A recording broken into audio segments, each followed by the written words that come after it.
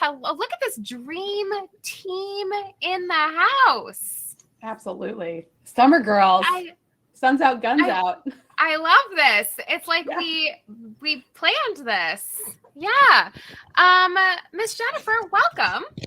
Thanks.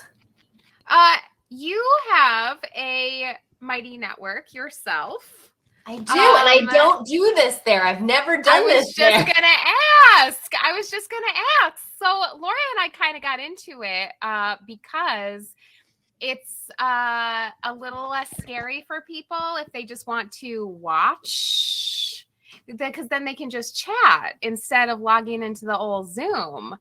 So you'll have to let us know what you think of this live experience.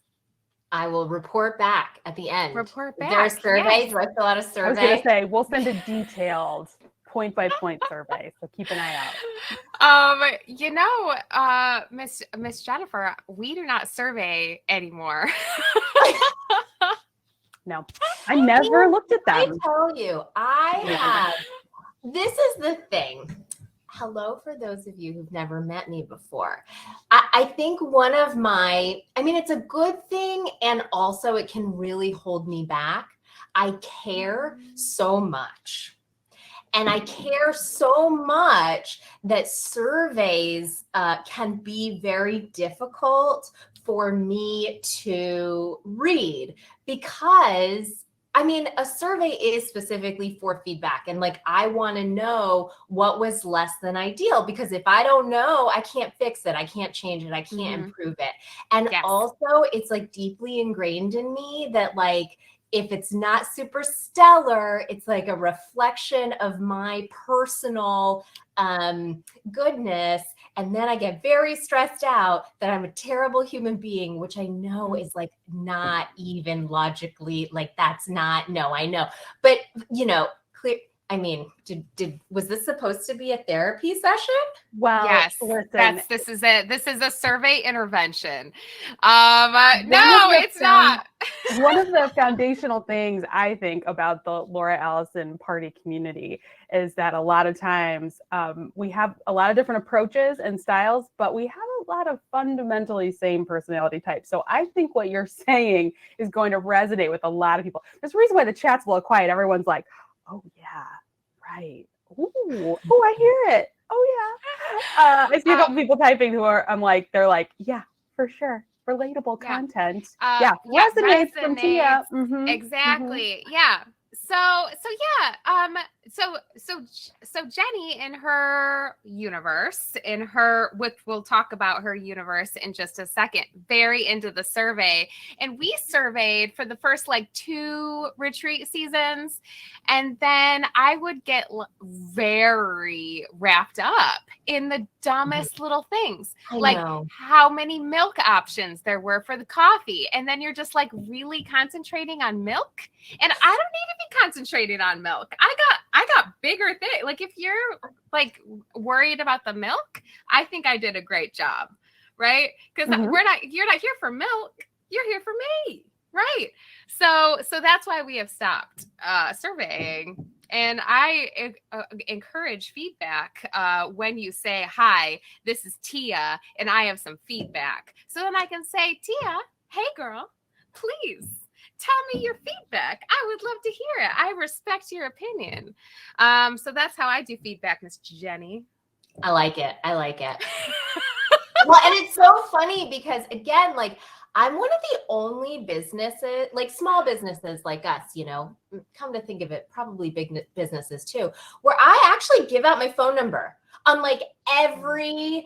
Every email has my phone number. My website has my phone number. People email me with questions. I'm actually, can I just please call you? Sometimes I do the surprise call. If you've ever purchased anything from me, I have your phone number. And sometimes when people email me I just call them.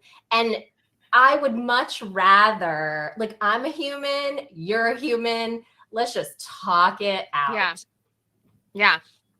Different approaches for sure. That would never be my move ever ever. But this is why we're such a great collaboration. Mhm. Different approaches for sure. Different approaches. Different approaches. Yeah, And I will absolutely. say, this won't be the case for our upcoming retreat with Jenny, which we're very excited about. But when we do our knitting retreats, we survey in advance. So we get feedback from people and like Yes. get a good way to like tailor the event to their requests. And to me, that feels like the same thing, even though it's not. So I like preemptive surveying. And then if you have experience feedback, Yeah, you're on your own. Yeah. Well, I think for jeans, I have that preemptive survey that you all can send out. So we're great. Keeping a good thing running. Do. I love it. I know you do. Yeah, we love preemptive surveys also. Yeah. So Jenny, I think we just did a great job of letting people join our live, giving them a couple minutes. Yeah. And now we can officially kick off. This is live. This is our 7th episode, Laura. Can you believe that? I can. I can. You can. It's a winning tradition, and I'm looking forward to it now. I'm in that mode of like noon, time to noon. So it feels right to me. Feels young though. Early days. Feels young. Early days. Who can tell? But Miss Jennifer, you are our first guest. I like to be a first. And you're really setting the precedent. I mean, you were like punctual right in. We didn't have to fuss around with the Mighty Network. So you're setting a high bar as usual.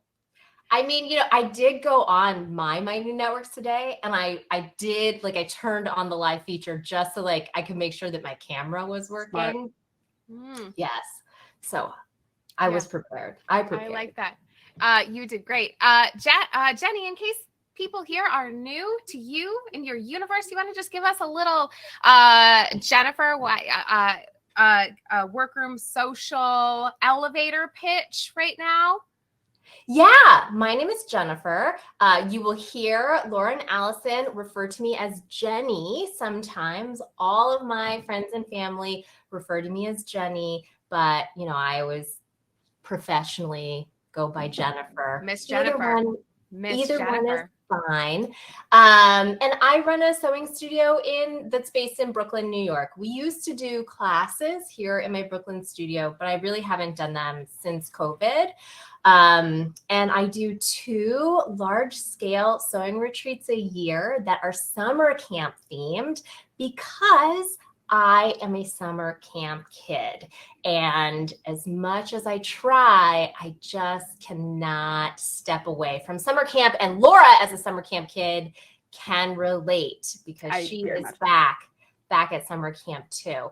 And my universe is all garment sewing. So we do every kind of garment, really. I don't think there's a garment we don't do at some point or another.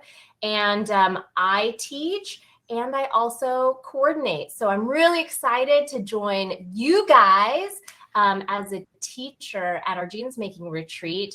And that'll be an opportunity for me to teach and not have to worry about any of the logistics. And I'm so jazzed for it.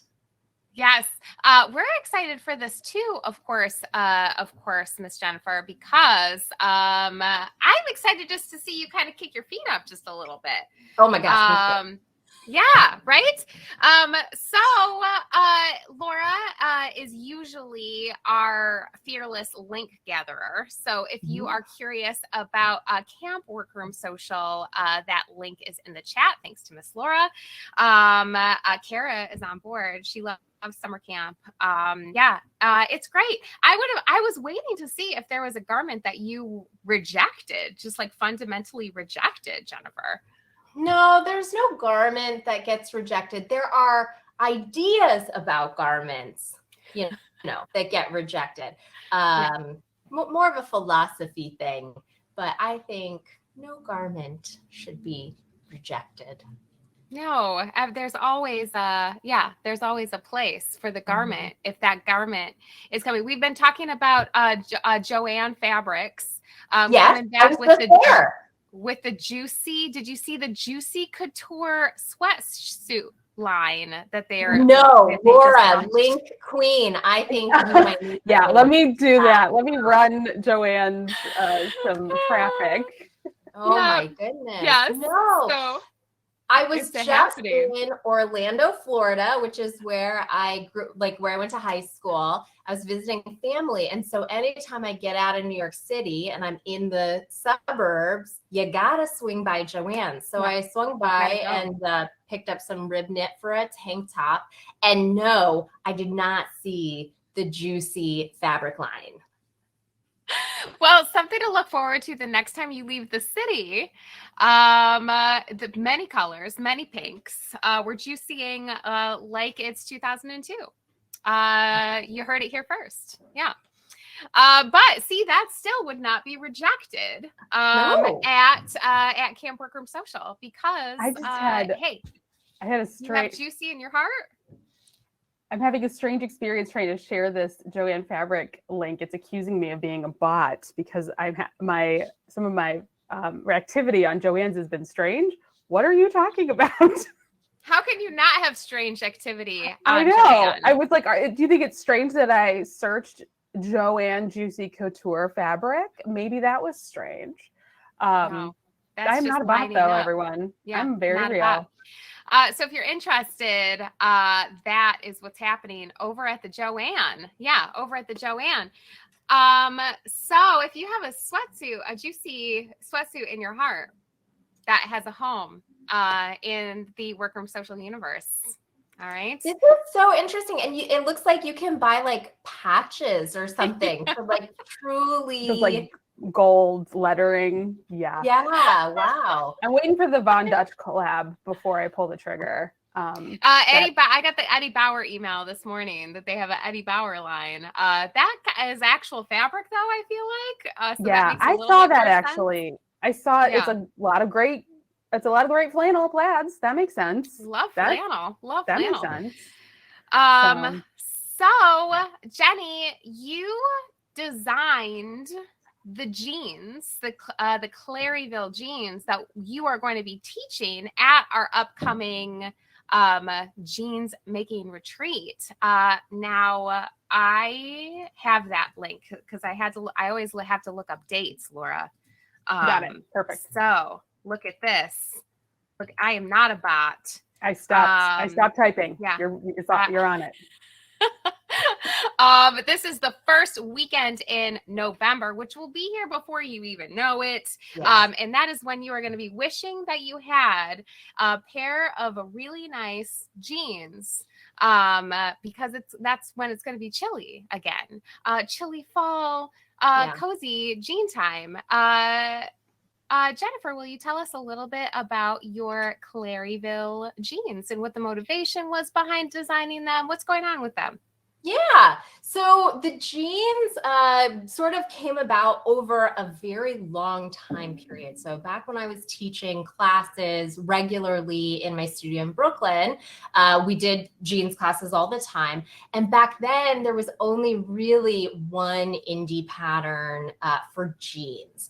And so I just thought, well, I have all of these students who are constantly coming through, seems like a good opportunity to make like a skill building staple so that we have more choices. Nowadays, there are like 20 gazillion jeans patterns out there. Yes. So it's really grown. But what I did was just take like with the idea of just learning the skills and having something just sort of classic, like not really stylized. I made the pattern and the pattern evolved from class to class. So in the very beginning, there was no final pattern. So a class would make it and then we would fit them all and see like what things were happening in that pattern for the majority of the students. And then I would alter the pattern. And then the next class would use that altered pattern. And then we'd see, okay, now what are the common sort of things that are happening? So I did like 5 iterations of that. And that is the pattern that I sell and use now for classes. It's a 5-pocket jean with a fly zipper. Like I don't know how you call it exactly, but I think of it as like a multi-piece fly. So it's constructed sort of the way that you might find like in a factory setting. It's not like a home sewing technique where like you might sew the center front closed and then like cut it open later. It's all kind of done individually. And it's a straight-ish leg. It's not flared out. It doesn't taper in too much, kind of straight. And it has some extra easing in places for a little extra space, like in the calf. And I think the thing that people like the most about it is my sizing structure. So my patterns are designed for a larger gap, a larger size difference between your waist and hip than many other pattern lines. So if you're a little smaller in the waist and a little bigger in the hip, you might little juicier in the Oh, that was such a good setup. Yay. Yeah, if you have juicy written across your butt 20 years ago, these jeans might be for you. Yes. So I've heard that too, that the curvy girlies are liking the fit because a lot of patterns are pretty straight in the hips. So it's nice to see that difference. Yeah. Question from Ann Jackson in the chat, who will be joining us in November. I know. Hello, Miss Ann. Ann asks if she wants to make them high-waisted. Is there a length and shorten line in the waist area for that, Miss Jenny? There's not in the pattern, but we can absolutely talk about strategies to raise the rise or lower the rise. The pattern as written is designed to be about like mid-ish height. So around your belly button, sort of, maybe slightly below your belly button. But I'm happy always to talk about different ways that you can explore modifying patterns. It is a fun adventure in experimentation because every pattern is designed with a certain thought in mind. And that doesn't matter that doesn't mean that you can't deviate from that. Of course you can do anything you want, but you do have to recognize that there is some specific engineering or some specific geometry that is put into the pattern for it to exist the way it is. So when we talk about doing things like raising the rise or lowering the rise, or I've had people make the pant more boot cut in the leg, is that possible? Absolutely.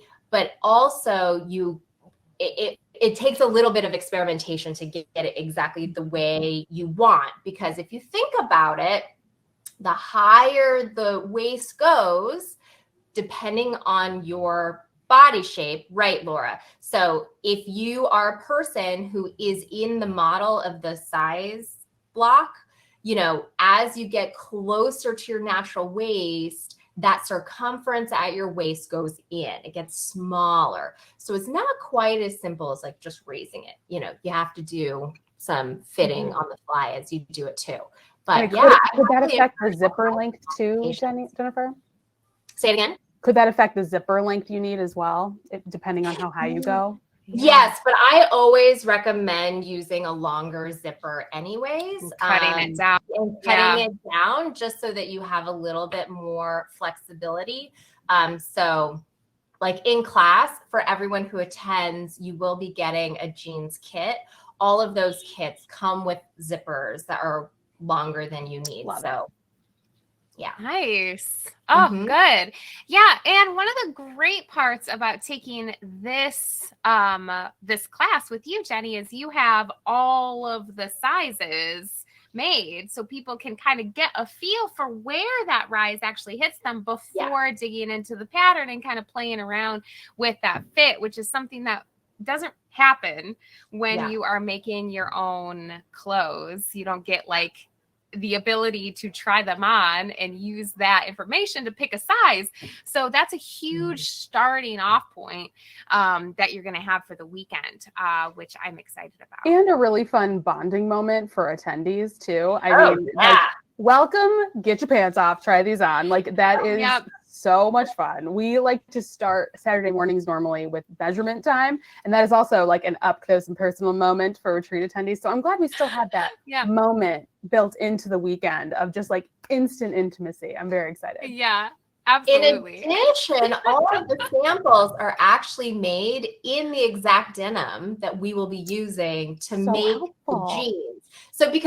So I'm not sure how experienced our attendees are in sewing. Like I always say, you will have a greater chance of success if you deem success as like finishing a pair of jeans with whatever your,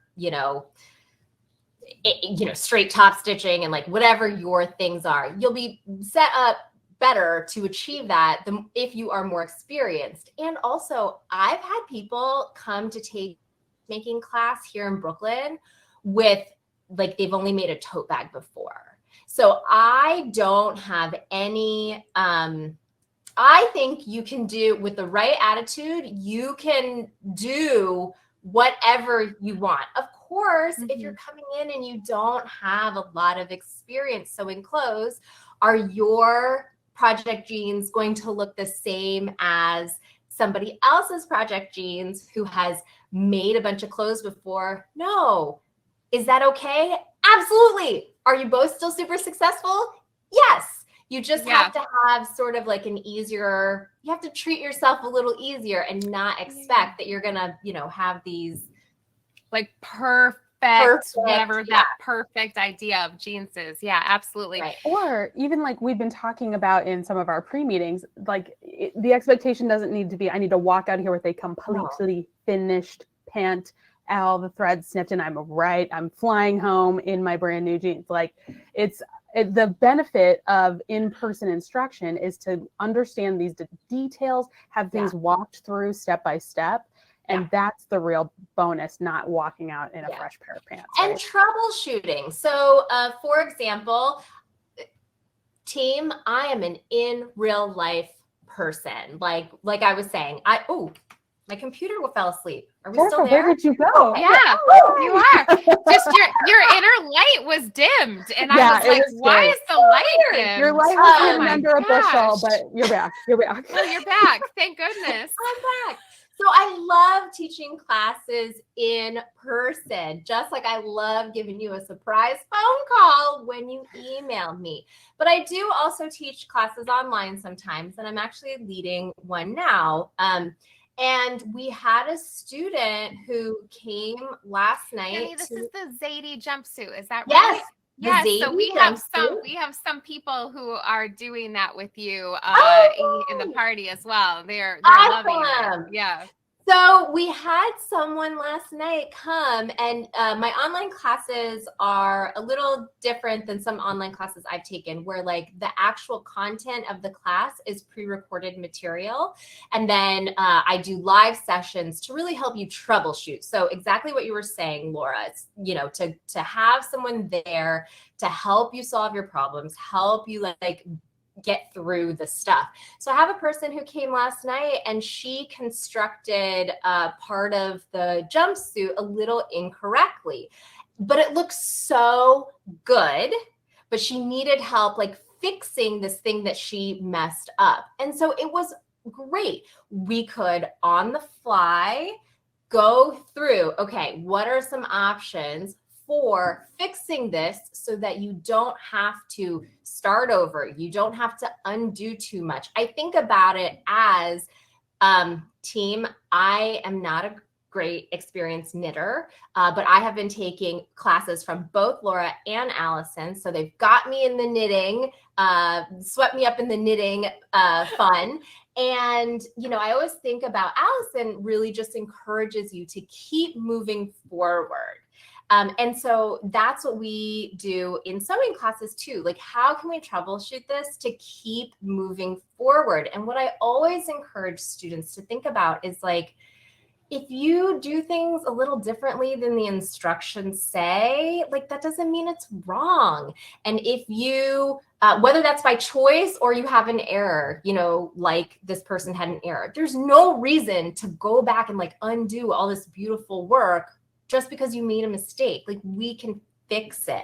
And I think that is a big part of the benefit of like in-person live classes, where you can have that moment and say, I messed up on something. What do I do? And that's where we can all come in to say, okay, this is how, as a professional, like this is how I would think about it. And this is how I would make a judgment about, you know, how this affects that, or, you know, how this would look if you did that, or whatever. So I'm with you, Laura.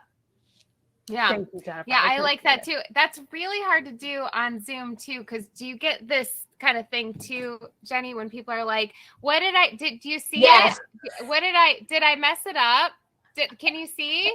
Can you see it? Can you see it? Yeah. What about now? Can you see it? Here?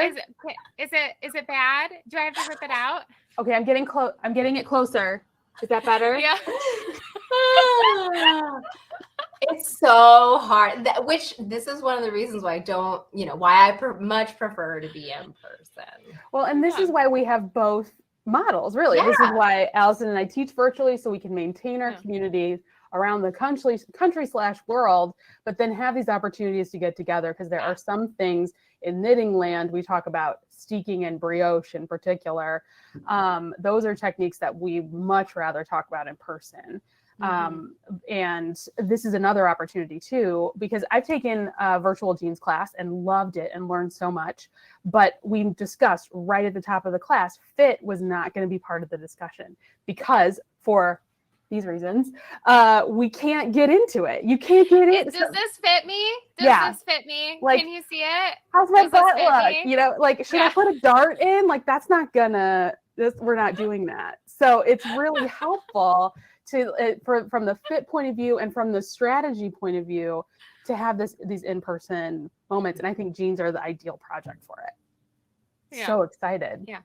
And one of the hardest parts about making jeans is sourcing all of the little bits and stuff. And you get a whole kit with the registration for jeans making, which I'm very excited about. I hope I get one. Oh, yes, you get one. Of course you get one. Great. Because I need like 6 of these. Yes. After making 2 different pairs of jeans in the high-waisted category, I'm realizing I am more of a mid-rise girly. And I'm very excited to Claryville. I need them. Yeah. I need them. Yeah. Yay. So Jenny, your teaching style aligns a lot with Laura and I's teaching style, just like what you were talking about, which is just like, try it, have fun, like go on a journey, like we're here to help and support, which I think creates a really lovely environment for sleepaway camp and also luxury retreat world. At sleepaway camp, you don't hand people cocktails when they're at their wits' end. That's what we do. We hand people cocktails when they're at their wits' end, which is I send them to the hot tub to relax, right? We do that too. So it's a little bit of a different atmosphere at our jeans making retreat. So that's but aside from the optics, aside from the luxury aspect of it, it really is super similar. We're here to have fun. We're here to encourage. We're not here to body shame. We're here to look at the facts and try to troubleshoot and get the jeans made, or at least get you into a situation where you're confident to move forward when you don't have cocktails or a hot tub in your vicinity. Yeah. Yeah. So, And especially in the construction component of it, because it is the case that we have students who come and they have like the opposite measurements of my size chart. They still make the jeans. They don't necessarily love them because it wasn't designed for them. But that's not the point. You now have all the skills you need to go out and find the pattern that better aligns with your measurements or your fit preferences. Maybe you really do want that super high rise jean. My jean isn't it. However, you can learn everything you need to know to make that other pattern through making my pattern and joining us in class. And I think that's where, the benefit really lies. I will also say some people laugh at me when I am leading class sometimes because I don't necessarily love to have instructions out because I want people to use their brains and I want them to think. So sometimes, especially in a group class setting, we start to get off track. Like we all start at 0, but then at some point, some people are at 10, some people are at 20, some people are at 30, and we all kind of deviate a little bit. And when we're in class, sometimes people will say, "What's next?" And you know what I say when people say, "What's next?" I go, "What do you think is next?" Like think about it. What do you think would make sense at this stage to do next? And so people will, then come up with their, okay, well, I think this next, that next. And then I'm there to say like, okay, well, let's think it through. If you did this, how does that then impact the following step? Oh, we're still on the right path. Great. You're correct. Go for it. Or, oh, I see. If I do this next, then that's going to mess up what is down the line. So, okay, I see why that's not what should come next. And I feel like just that ability to develop a confidence in your own critical thinking skills, in your own, I want to say intuition. It is kind of intuition, but like, I just think that people rely on the instructions, like as if it is, we always say like sewing is more like cooking, not baking. Like you can substitute, you can do things out of order. You can, it's just knitting. so much more flexible than people think.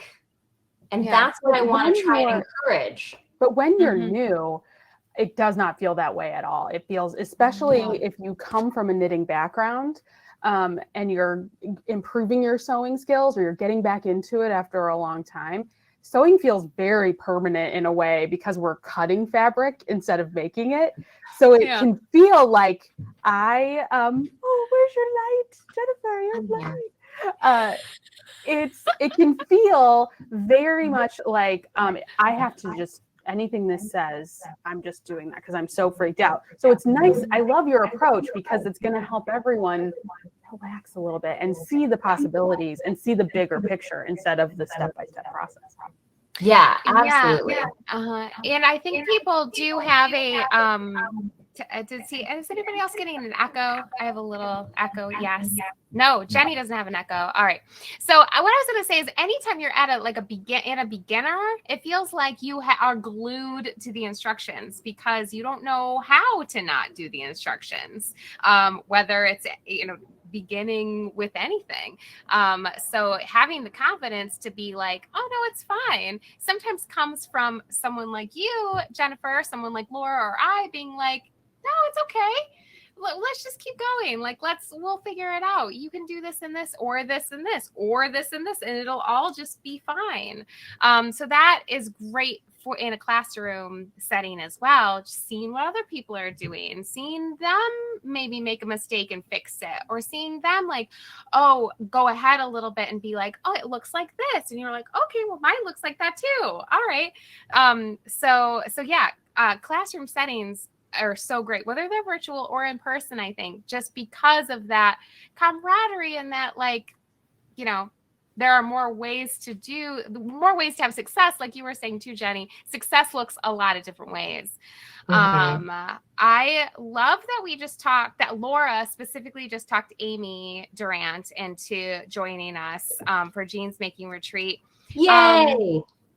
We love that. That means that there are only 6 spots left. At the time of this recording. So, at the time of this how many recording. spots are left for Amy's? Because we have multiple Amy's. It's true. Oh, well, we'll take every Amy. Yes. So if your name is Amy specifically, come on over. Amy, you tell 3 Amy's, and then she'll tell 3 Amy's, and then we'll just have a nice, not pyramid, but triangle shaped format to the. I'm just kidding.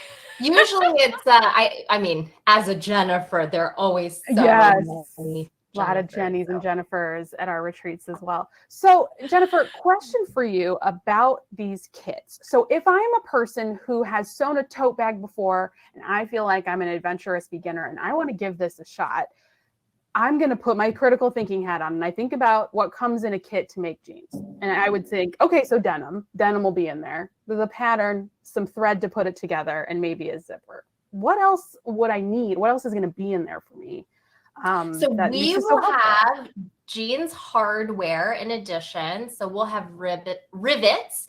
You do need a button. We will have a jeans button. There will be lots of buttons because we'll practice doing buttons. But you don't necessarily, if you're making jeans at home, you could make jeans with a plastic sew-on button. And actually, I feel like that's a fashion trend that's kind of happening right now. I've seen it in a couple of stores where it's like a big plastic 4-hole sew-on button instead of the metal jeans button. And you can also use thread to do bar tacks instead of rivets. But we will have the hardware there. And then we'll also have different types of thread. So just like yarn comes in all different weights, thread comes in all different weights. And we will have You're an expert. There'll be different options for top stitching thread there as well. Amy says denim needles. I will be supplying those denim needles. If you would like to bring your own denim needles, you're welcome to. And again, just like with knitting needles, needles for sewing come in different sizes or weights and different points. Different, sharpness and point options too. So do you necessarily need a denim needle to sew jeans? No. Is it going to make your life a little easier? Yeah, probably. We'll take it. We'll take that. Yeah. We like to have our lives a little bit easier. Yeah. I will also say big thing to make your jeans look a little bit more high end, the leather tag. Ooh. I will be providing those leather tags. Everyone wants one. Fabulous. That's great. Mm-hmm. Can I carve Juicy into my leather tag to put it on my booty? Absolutely. Great. Now I'm sold. Love it. Now I'm sold. I just wanted a Juicy Couture knockoff leather tag for my jeans. Yes. Amy asked trademark violation. This is a don't ask, don't tell situation, Amy. If you don't tell Juicy, I'm going to spell it juice capital E. So it's fine. Oh, gotcha. It's a slightly tribute. off. It's slightly a off. Miss Jennifer, question for you. Since this is the first time that you're joining Laura Allyson retreat, is there anything you're specifically looking forward to? Yes, there's so much I'm looking forward to. I am very specifically looking forward to being in a work environment with everyone that's also like our communal living environment from the second I arrive to the second I leave. So let me explain. We will have sort of like working time, but what I'm envisioning is a little bit of flexibility in that.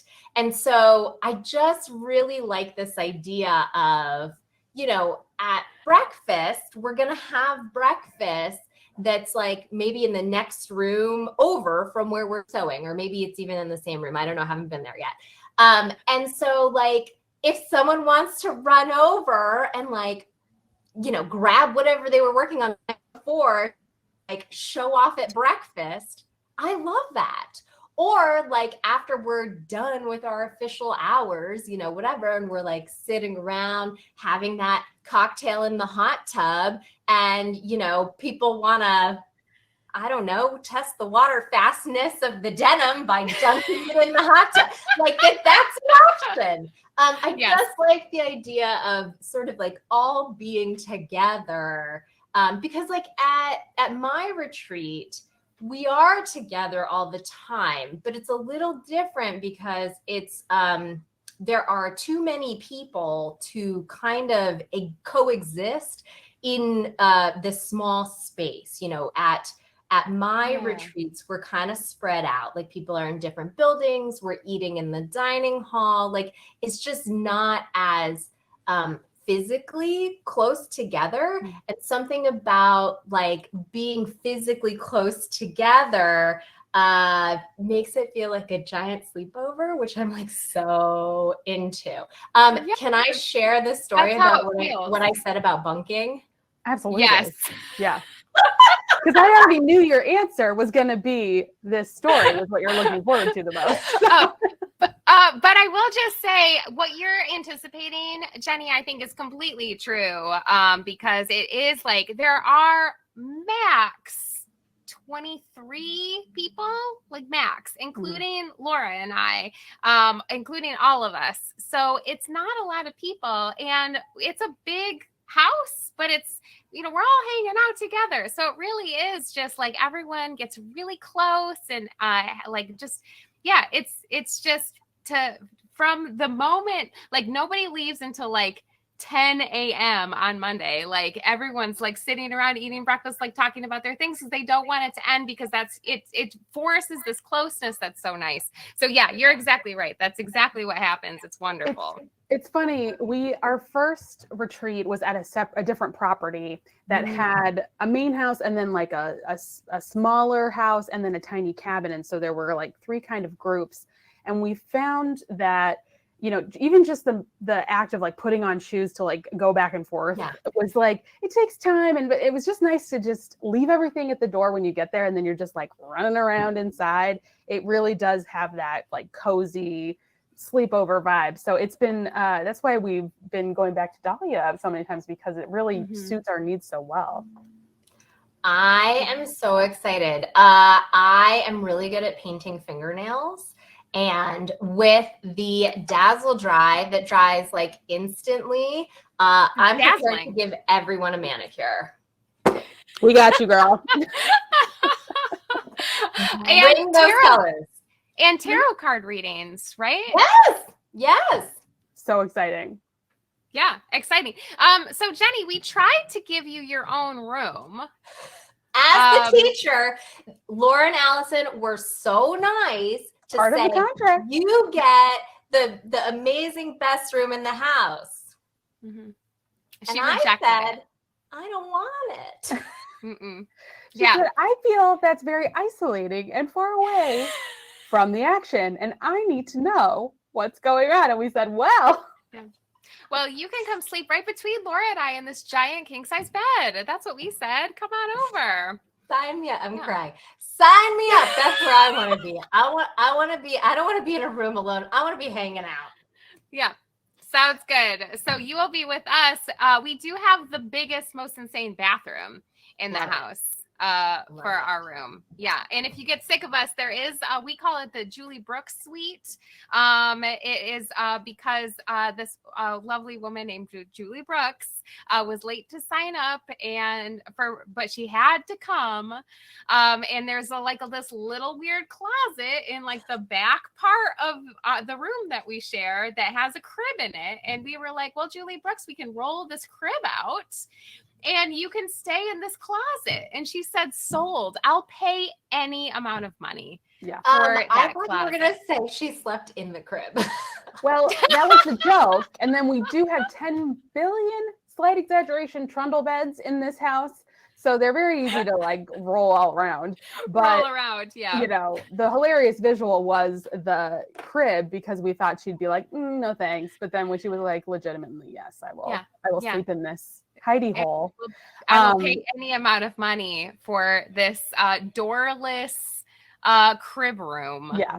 At the back of your bathroom. So that can also be, that could be the Jennifer if need be. But I just, No, again, but I then think it'll be would too alone far in that away room. from the See, I want to action. be in the room with people. Yeah. Yes. Yeah. Yep. That's why you can come to our area. And if Julie Brooks wants to come, she can have her closet room back. No problem. Yeah. For the record. We'll have a lot of Wordle updates and sleep score talk. So it's really it's very fun. It's very fun. It's gripping. Yes. Yeah. We'll try not to kick you or anything, Jenny, when we get up at 6 a.m. to get people's coffee and breakfast out. Perfect. It's totally fine if you do. All part of it, really. It's the bonus. It's kind of like camping, only camping if you're real fancy. Yeah, real fancy. Glamping. So Jenny, you're most super excited about just talking jeans for like 4 days and 3 nights with everybody and everybody hanging out, and you are going to be doing nails and tarot card readings and teaching people how to put some jeans together. It sounds like you're going to be really busy. I was thinking about doing something as well. This is not a part of the official programming, but I thought maybe if I can, no promises everyone, because I would have to do some preparation. So it's in my mind, but I'm not sure if I'll have time. But so in Social Sewist, my mighty network, we did the top down, center out fitting method. If you guys are sort of familiar with this. So it's really just fitting half of a muslin of a pant. So like fitting a single leg. It's not completely original. Palmer Pletch has been doing the single leg thing since, I don't know, the 70s or something. But, you know, they do it with tissue. So it's a little different than this. You do it with fabric. But I was thinking about doing something with that as well, not as part of the jeans making, but just maybe bringing some single leg samples and talking about like how you could use that to apply to, you know, any pant pattern, jean or otherwise. But it would take me some preparation, and I have my camp right before yours, so no promises. But it's in my brain, and I think it would be really fun. But of course, we can talk about it regardless. I just thought it'd be fun if we could like do a little demoing. So Anne seems to like this idea. So maybe for me personally, if this comes together, I'd be for me personally, if this comes together, I would be thrilled for my own personal sewing practice. I would love that. I mean, it's really handy. I never did it. So I actually have training in Palmer Pletch's tissue fitting method, but I do it for myself. I will sometimes tissue fit myself, but I don't teach it because we work so much with indie patterns that if you buy an indie pattern and it's tissue, you don't want to cut it because it's so expensive. So you usually trace it off. And then if you buy the PDF, well, then it's not tissue. It's all these pieces of hard paper taped together. So so then it's like, you can't do the tissue fitting with that.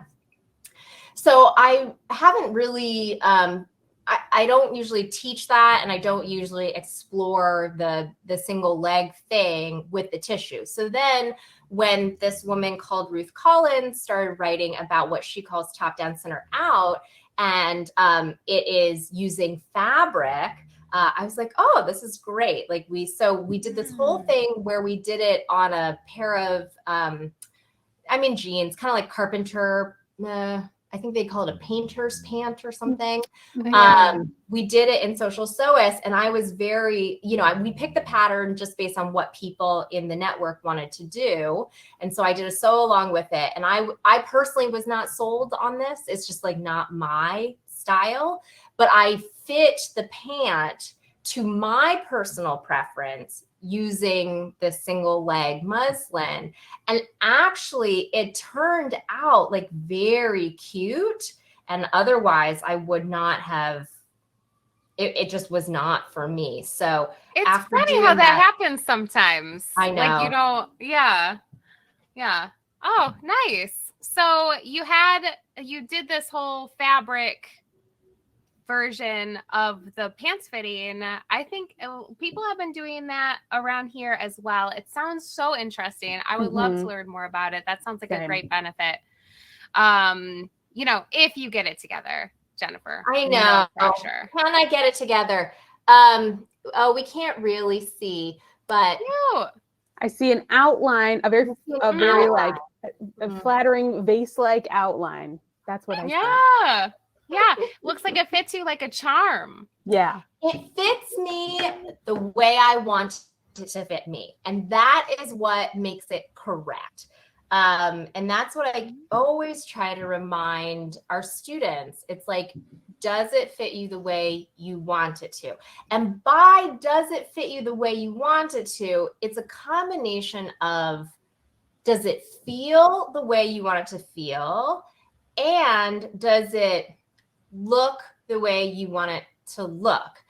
Because, I always think about this. So pleated front pants are like trendy right now. And I get all these people who make them and then they're like, they hate them. And they're like, oh, they're so like, I need to take it in. I'm like, this is the way it's supposed to look. So this fits you, but you just don't like it. So there's nothing wrong with you or the pattern or like, because then people are like, oh, well, this pattern just doesn't fit me. No, it fits you. You just don't like how it looks. Like it. Yeah. And that kind of goes to, it can be really intimidating, again, as a like adventurous beginner sewist to like the conceptualize fit and all of these principles and like top down, center out. Like it sounds very complicated. And when you're like, well, I don't know much about fit, but you do because you look at what you're reaching for in your closet. The things that you're reaching for repeatedly, those fit you the way you like. And so that's how I know with Allyson and I have been talking about going through our closet lately. And it's like, I have certain things that I've made that I'm having a hard time letting go of. And then I'm like, but I'm not reaching for this because I even though it fits, I'm not reaching for it because I don't like the way this is fitting me. So that's a good distinction, I think. And your preferences can change over time. When I was younger, I still do like body conscious clothing. I do like clothing that kind of is snug. But when I was younger, I would wear like really, really tight things. And at this stage of my style journey, I am sort of embracing a little bit of more positive ease, like a slightly looser fit. I'm still not in the like baggy category. So like the pants that I just tried to show you, those I fit to my body tighter than the pattern says it's supposed to. And so technically those jeans or those pants that I made, they do not fit me correctly because they do not fit me the way the designer says that they should, but they fit me the way I want them to fit me. And to me, that's all that matters. Yeah. We talk about that in knitting a lot too, because people are always like, well, the pattern says I should have 10 inches of positive ease in the body. And I don't want 10 inches of positive ease in the body. So what do I do? And the answer is, don't put 10 inches of ease in the body. Yeah. She's not going to know. Yeah. We're not going to tell her. Yeah. It's going to be okay. Yeah. Also, I like it. I have a really hard time sometimes when there's just like general, like if you're going to share online, like your fitting journey and you post your measurements and you say, these are the decisions that I made based on my preferences and like whatever, blah, blah, that is super helpful information to share. But sometimes people just like post a picture and they're like, this doesn't fit me. Or sometimes people post a picture and then other people comment, oh, that doesn't fit you. And I'm like, that's really not helpful, not for you to decide. Like, and I hate that kind of dialogue.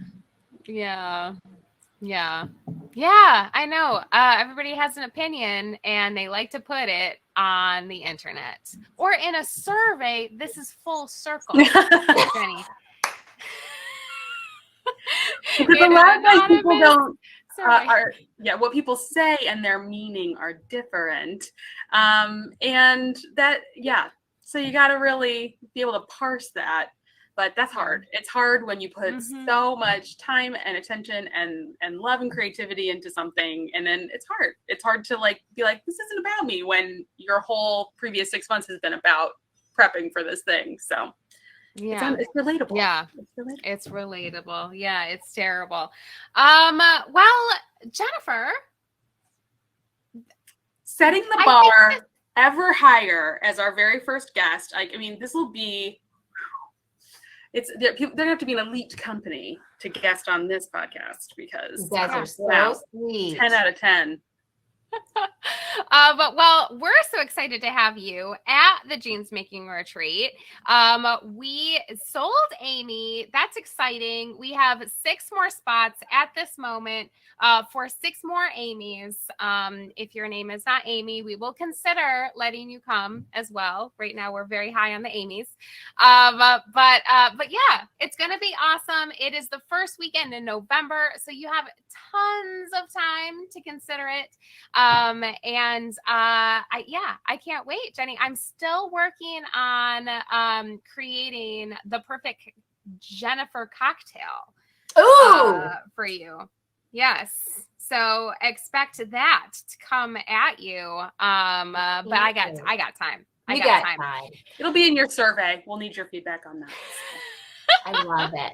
I will say, if anyone is sort of like on the fence about whether or not they can just call you. Yeah, you absolutely right can. Like if you're worried that like your skills aren't good enough or, you know, you're gonna, I don't know, fall behind or whatever, I guarantee you'll be fine. But if you have any questions, I have a phone and you can call me. And she's very persuasive. As you can tell. Well, Jennifer, I have no doubts that those 6 spots will be just plucked right up, and then we will be in that dream of yours, which is nonstop jeans extravaganza, eating breakfast, talking jeans, eating dinner, talking jeans, having a cocktail, talking jeans. I can't wait for it. With some of those other crafty things thrown in. Oh yeah, there will be tons of knitting too. I know you have to get to your Paul McCartney sweater. I know. This is what this is really about. It's an accountability intervention. Jennifer, get on it. I signed up for Allyson's Paul McCartney sweater work group back in the spring, and Allyson told me that she saw my registration come in, and she goes, "She's not going to do this." But I always say this, Jennifer, I do take donations. So it was very kind of you. It was very kind of you. As a for-profit, the next one. As a for-profit, she does take I'm so excited about it. Just, the timing. All right. Well, just one of the many things that we can have pillow talk with when we are sharing a room over the retreat in just a couple of months. Well, Jennifer, thank you so much for joining us. Everybody, thank you for being such active members of the chat. Next week, we will not be here because Laura is riding her bike across Iowa. So we are taking a week off, but we will be back on August 3rd And we will have another special guest. Jenny, you should be in the chat for this to see what a good job Sarah Hansen does. She is our dyeing instructor for our knitting and natural dyeing retreats. She's a wealth of information. It'll be great. So if you like this 3-person tag team situation, and of course 2 weeks from today, and of course you did, 2 weeks from today, we'll be here with Sarah to talk about the knitting and natural dyeing retreat that's coming up at the end of September. Jenny, thank you so much again. We can't wait to see you in person soon. All right. Bye, everybody. Thanks, everybody. Bye, everyone.